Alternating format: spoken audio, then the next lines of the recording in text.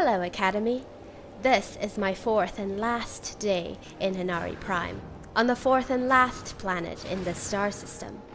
Today, I've found all the material I would need for a preliminary jump, and I am ready for a new world. But first, Inari Gamma is a planet as deadly as its namesake.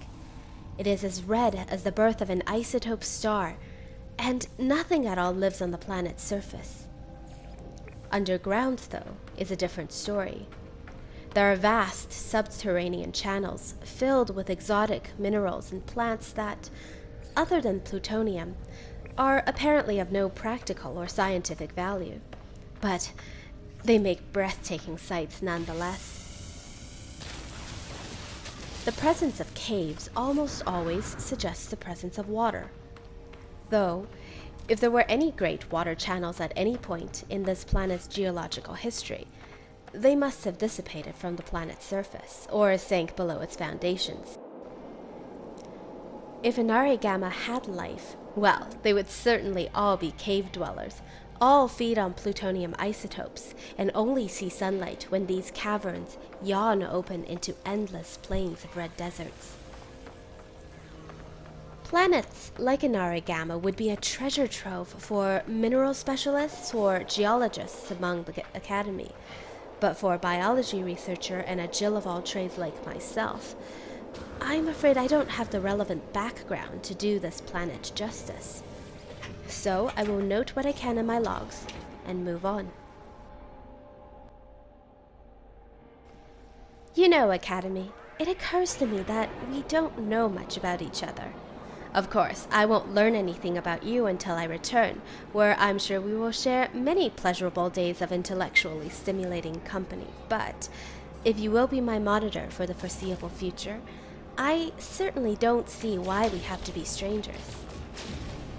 First, as you know, my code name is MEC411, and I'm a junior researcher for the Academy. You probably will not have heard my name unless you run in the scholarship circles. Oh, but here's the million-unit question. What is my gender designation? Exotic? Orthogonal? No, I'm just joking.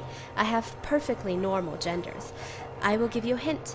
My designation is one of the 4 names that I gave the planets in Inari Prime: Alpha, Gamma, Omega, or Theta. Let's see if you can determine based on my voice alone. As I prepare to leave Inari Prime, I align myself with that one bright spark in the universe, spin up my hyperdrive, and begin my journey to the center of the galaxy, starting with my second star system, Estella Serene. Oh, Academy, do you remember what I told you about throwing up in my helmet? Well, I might have been a little traumatized by that event. The reason being, my instructor was the lead-faced Madame Gilder, who we called Madame Gauntlet, behind her back. Gilder made me finish my exercises, so I had to sit with that helmet over my head for the next 6 hours as I drunkenly wobbled through my figure eights. Let that be a lesson, Academy. Even the worst pilot can be invited to advanced seminars.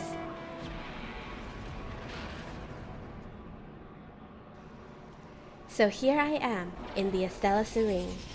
Let's head to the moon first, because Inari Prime had no moon, so this will be quite special. The backscatter in this star system is not quite as beautiful as in Inari Prime, but it is certainly a serene, translucent sort of color. It's also a rarer resource, though perhaps not as subtly attenuated. I would say the composition is some mixture of heridium or iridium. Now, if only those could be condensed into mineral form. The moon, Estella 1, is full of toxic rain, and its nights are the purple glow of iridium ore. There are small pockets of lakes and ponds here, presumably reservoirs of this toxic rain. I would expect the creatures in these lakes to be quite exaggerated. What is that? Oh, what is that? Oh, there's a creature here at low altitudes, either in caves or lakes. Speaking of Estella 1 creatures, I expect this one to be quite exaggerated in its mutation, given the severe bottleneck effect of small pools and the very limited gene pool. The repetitive movements of this creature suggests it is indeed a water dweller trapped in a constrained environment.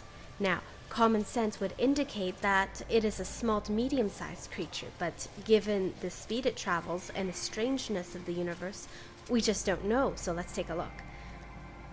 Here it comes. Oh, it's giant. That looks like it could swallow me whole. But other than the lack of pectoral fins, I can't see how it is any different from the turnheads the Academy serves in its canteen. So let's get a little closer. Let's hope it won't notice me.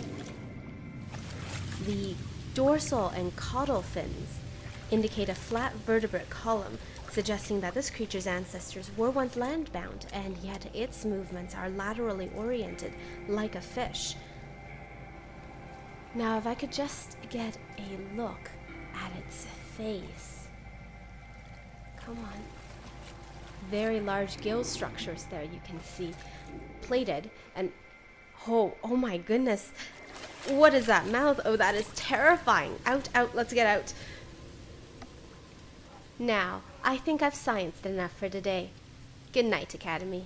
MEC out.